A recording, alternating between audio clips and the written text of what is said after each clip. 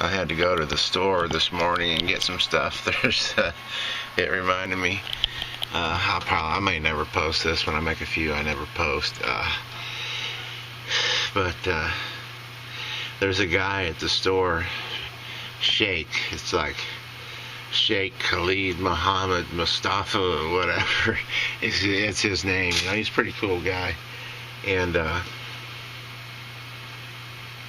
so I don't know how he's a Muslim, you know. And that's like kryptonite to a redneck, you know. And so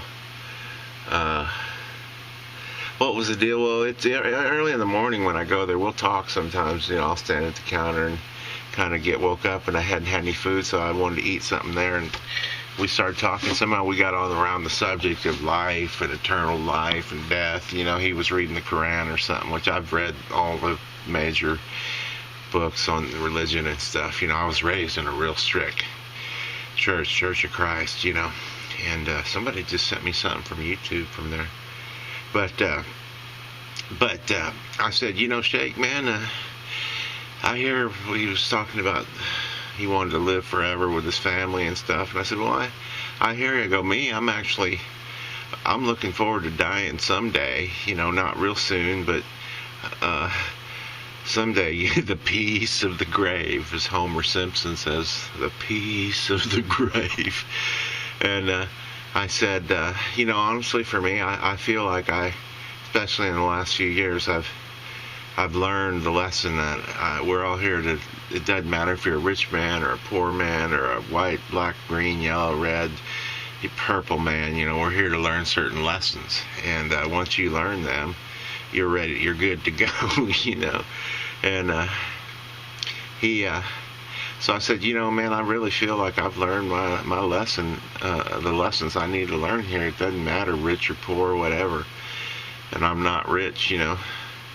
And I guess he had never heard that saying. I don't remember. There must be an analogy in the Quran, but it's easier for a camel to pass through the eye of a needle than it is for a rich man to enter into the kingdom of heaven.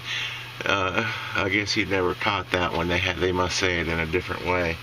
But he, you know, and I'm not religious at all, but I'm spiritual. I lead a spiritual existence.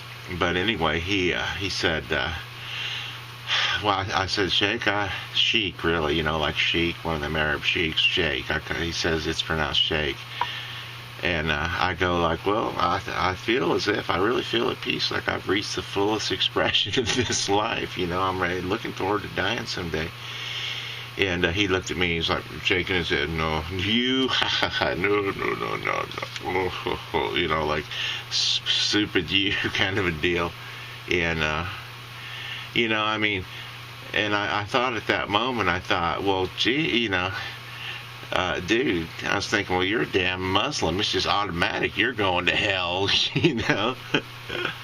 And then I realized the kind of judgment he was laying on me, and the kind of judgment that I sort of was starting to lay on him. And then I stepped back and I said, oh man, I felt bad for him. I was like, you idiot, judging stuff so harsh like that. And the way everybody does it, I've done it, you know. And so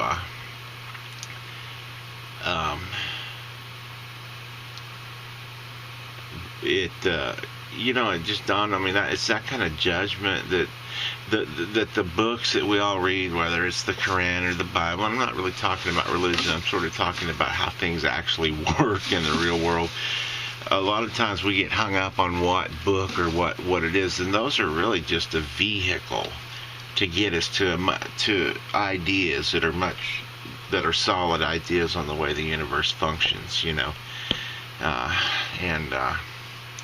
You know, like energy, do good things come back to you, and so, you know, the way the universe functions, and that they're just vehicles to get us these ideas, and so many people get hung up on the damn vehicle. You know, it's like saying, my 87 Buick, I have a holy 87 Buick that drove me to, you know, this this area in which I realized eternal concepts, but the Buick, it's not the concepts, it is thou Buick that is holy, that kind of thing. And, I mean, it's a whole deal, but it also sort of showed me, like, how that kind of judgment will keep a guy from ever, whether I'm judging him or he's judging me. It's just another way of closing my mind to reality, and another way of closing my mind. And that it's the kind of deal where that will keep a person from really, for me, the concept, all of these religions and spiritual programs and stuff, and I think a person has to transcend all the programs, all of those kind of programs, whatever they are, to get to the point of understanding that they're really teaching you how to be at complete peace with everything, and realizing that things are the way they are the way they are for a reason, and that there's some stuff that you cannot change, so you better be at peace with it, like how to, you got to breathe air, different stuff like that. There's some things you can change, but it just struck me as funny how people get so hung up on the vehicle of what, and the ideas that are contained in these books and stuff. It's only trying to get you the idea and how that judgment will sort of close your mind, and the judgment itself, really what you're saying with judgment is you're saying, I don't accept the way things are, and the way that, if you want to call it God, you're saying, I don't accept the way the universe functions, and I know better. And so what you're really doing is saying, I don't accept God, I don't accept God's universe. So it's a whole ball of wax, but it's just funny, that kind of judgment, and how people get so hung up on the 87 Buick, the book, or the set of sayings, or the vehicle, or what they call it, to get you to understand that you need to be an eternal being, or as we supposedly are, and in a way, the way that physics operates, we sort of are, but not really in the way it's ever been described in any book or anything yet. It's all just about sort of finding your place in the universe and being at peace with that, and stuff like judgment of others. It was just so funny because, here's this guy, real pious and all, in his Muslimism or whatever the hell, and I was thinking, well, you jackass, I thought that was funny, though, because in my Christian raised mind, I was thinking, well, you're a damn Muslim. It's automatic. You're going to hell, you son of a bitch, But, yeah, it's just like music, it's awesome, and it's a great way of transmitting ideas, but sometimes the ideas are these frequencies floating around that are a good analogy to the way the universe functions. But it's just a vehicle, an enjoyable one, to sort of get you to understand the idea of the music, of the notes and the melodies and stuff. And that one kind of gets it's a sort of a more difficult metaphor, because the melodies are the music, but they're intertwined. But anyway, yeah, don't get hung up on the damn 87 Buick of life, people. Just a little cowboy philosophy for you. There's a dang nice Les Paul in that case there. I need to get it out. I'll tell you, we're thieves and moth. we're thieves and moth. Do you corrupt, brother? It's a quick story. I had that guitar. I was sick for a long time, and I all the time I was sick, I had that guitar. It's a white Les Paul with gold hardware, and I'd never played it, and I never really, not much, but when I was real sick in bed, I'd lay there for a couple of years, and I always think, well, at least that white Les Paul's perfect in its place, everything about it's absolutely perfect. And it's just something in my life hasn't fallen apart. There's that Les Paul and that brand new case and a brand new guitar. Well, what happened was, I wish I should pull it out and show it, but it got wet where I was storing it, and all the strings rusted off, and I need to buff out the paint on it, and I don't know what it means exactly or anything, but it sort of broke my heart at first, and I realized, like, well, hell, that's just the damn way stuff works, deal with it,